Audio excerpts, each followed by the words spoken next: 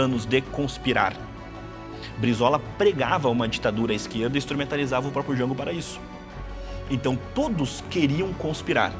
A diferença é que a conspiração que foi exitosa foi a conspiração do exército.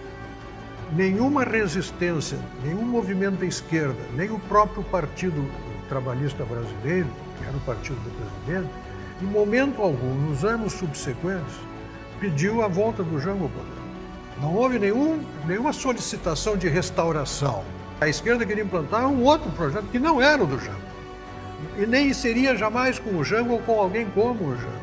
Era a bola da vez, mas não era, nunca teve o perfil que a esquerda pretendia para o dia que chegasse ao poder no Brasil. Eles queriam alguém com outro perfil. E esse cara era o Brizola.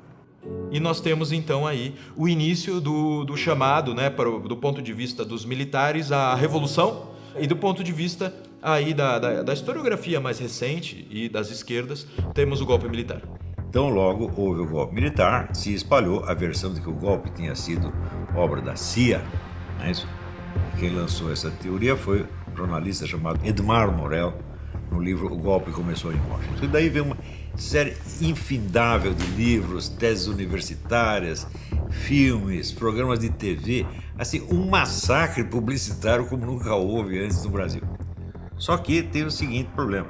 O Ladislau Bittmann, ele diz o seguinte, ele diz que foi o escritório dele, da espionagem tcheca, que espalhou esta versão para a mídia brasileira, a qual comprou imediatamente. Oczywiście, to o tym już pisał Ladisław Bittmann, defektor z STB z 1968 roku, który zwiał do Stanów Zjednoczonych i tam zdradził tajemnicę STB, ale my znaleźliśmy potwierdzenie w archiwum praskim. Fomos nós que inventamos isso, mas nós não conseguimos localizar nenhum agente da CIA no Brasil, então forjamos uma carta que teria sido enviada pelo chefe do FBI, não da CIA, J. Edgar Hoover, ao seu agente no Brasil. A cel był właśnie skompromitować nieprawdziwie, na podstawie nieprawdziwych, sfalsyfikowanych danych amerykańską politykę zagraniczną oraz obarczyć Stany Zjednoczone odpowiedzialnością właśnie za pucz w Brazylii w 1964 roku. To były dwie operacje AO Toro e AO Man. 1000 vezes eu desafiei essa gente a dizer assim, se a CIA tramou todo esse negócio, então vocês, por favor, me indiquem o nome de pelo menos um agente da CIA lotado no Brasil na época. Nunca apontaram nem um único. Né? Então, quer dizer, toda a história da CIA é ficção do começo ao fim. E isto é vendido assim, por professores universitários, por professores de história, pessoas que aparentemente se dizem respeitáveis. Eles usam provas no sentido oposto, né? Então, está aqui a prova de que eles interferiam. Está lá telefonema do Lincoln Gordon para o Johnson. Presidente, os militares botaram o tanque na rua, o que nós vamos fazer? E o presidente responde, faça alguma coisa. Isso já no dia 31, você está entendendo? Então, isso quer dizer, claro que o Lincoln Gordon estava informado de que eles estavam fazendo alguma coisa, mas se ele tivesse, vamos dizer, participado da preparação do golpe, eles já estariam agindo antes e não depois. De que depois mandaram um porta-aviões. O porta-aviões, naturalmente, era para retirar cidadãos americanos que fossem postos em perigo. Não dá para fazer mais nada com o porta-aviões, além disso. Né? E mandaram um navio com combustível. Sabe a história do combustível, como é que foi? Né?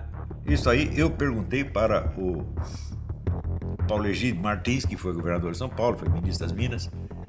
É verdade que os americanos ajudaram no golpe civil? Ele falou, ajudaram nada. Disse, como é que o senhor sabe? Disse, eu fui lá pedir ajuda, eles me negaram. A única coisa que eles me ofereceram foi um navio de combustível que não foi dado.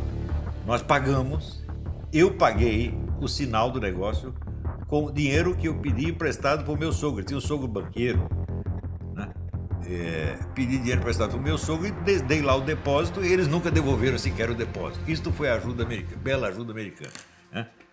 Declarada a vacância na presidência da República, quem assumiu o cargo foi o presidente da Câmara dos Deputados, Ranieri Mazzilli.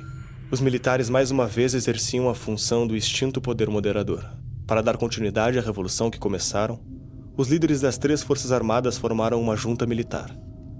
Não importa o que o Congresso decidiu, o que o presidente decidir, Porque no final das contas tem um órgão superior a todos eles, que é esse Supremo Comando da Revolução, que são os generais, que no fim das contas é quem manda.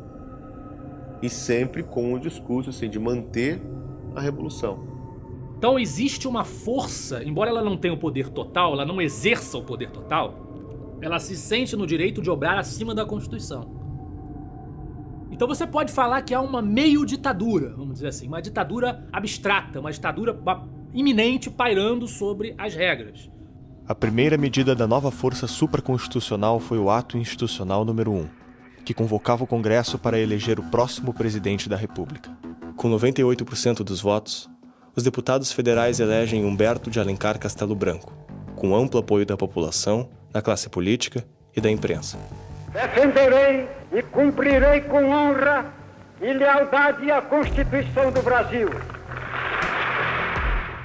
E o Castelo Branco, ele era chamado de um dos militares da Sorbonne. Por quê? Por que esse nome? Porque a Sorbonne é o nome de uma grande universidade de Paris, e o grupo que esnobava os ligados a Castelo Branco dizia: esses são os intelectuais, o pessoal de Paris. Ele foi escolhido de maneira democrática, tanto que recebeu votos do próprio Juscelino Kubitschek e do próprio Ulisses Guimarães. O interesse de homens como o próprio Juscelino Kubitschek, o próprio Lacerda e da própria população brasileira, em um certo sentido, era de que fosse uma transição e que então Lacerda e Juscelino Kubitschek disputassem nas urnas o próximo presidente do Brasil. Era este jogo que estava basicamente demarcado. Mas toda a sociedade entende como um governo legítimo, né? Porque foi eleito pelo Congresso.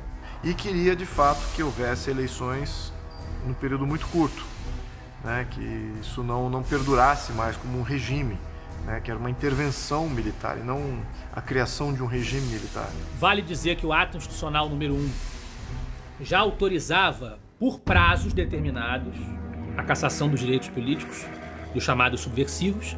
Era o que os revolucionários da época do regime entendiam que era necessário para fazer essa purga, né?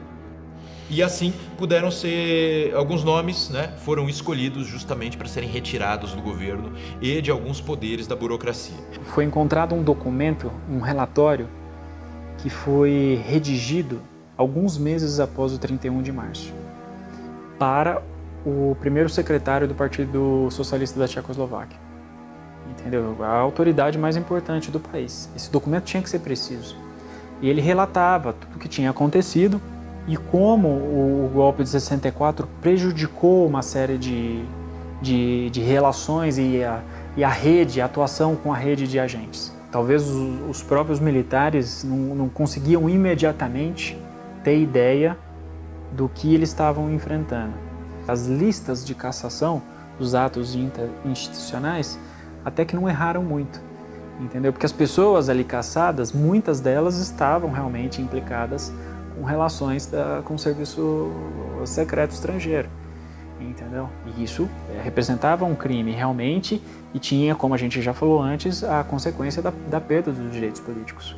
Com Castelo Branco, você tem a interpretação de que a intervenção militar não passava de uma intervenção cirúrgica.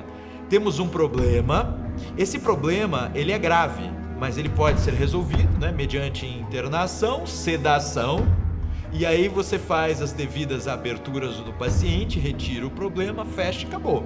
Intervenção cirúrgica, ou seja, rápido, eficaz e sai, deixa o paciente na sua independência. Assim que Castelo Branco cumprisse o mandato de João Goulart, novas eleições diretas deveriam ocorrer em 1965. Mas essa ideia não era unânime entre os militares. Diferentes grupos disputavam espaço, exercendo pressão no governo recém-formado. O presidente da República, que se considera ainda um legítimo representante da Revolução de 1964, 31 de março, desde no momento crítico em que ele tem que tomar uma decisão optativa.